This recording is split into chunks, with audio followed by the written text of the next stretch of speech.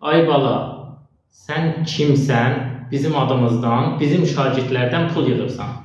5 oktyabr müəllimlər günü yaxınlaşır. Başdan bunu deyək ki, biz hədiyyə qəbul etmirik şagirdlərimizdən, valideynlərimizdən.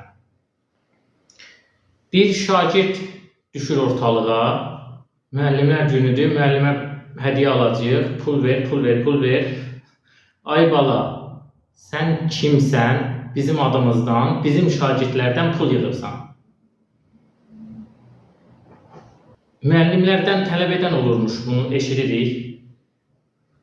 Xatırlayaq ki, bu peşə zəngin olmaq xəyalları ilə başlanılan peşə deyil. Şərəfli peşədir bu. Şagirdin cibindəki 3-5 manata tənəzzül etmirik biz. Naxçıvanda bir şagirdimiz var idi. Müəllimlər günündə bizə böyük bir tort gətirmişdi. Hədiyyəni geri çevirmək istəmədim. Qəlbi qırılmasın şagirdimizin. Bizim bu mövzudakı fikrimizi də bilmirdi. Və mən o gün günah işləmiş kimi narahat oldum.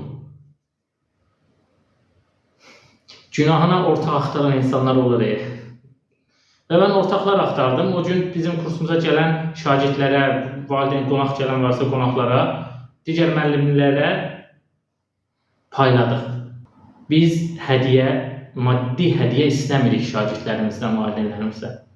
Əziz şagirdlərimiz, bizi sevindirmək istəyirsinizsə, çalışın.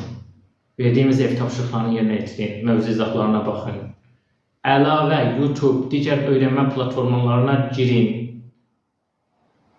Gəlin deyin ki, dərsdə, müəllim, siz bu qədər vaxtda bunları demişdiniz. Mən əlavə vaxt ayırdım, filan kitabdan da bunları oxudum. Bunlar nə deməkdir, izah edərsinizmi? İşte o zaman bizə dünyanı vermiş kimi o hədiyyə sevinərik. Gecənin bir vaxtı, saat 10-da, 11-də dərs oxuyursunuz, bizə mesaj atın ki, mən bu sualda ilişdim. Biz hədiyyəmizi almış oluruq o sizdən mesaj gəldiyi zaman. Bakıda bu il yeni təhsil fəaliyyətlərimizə başlamışıq.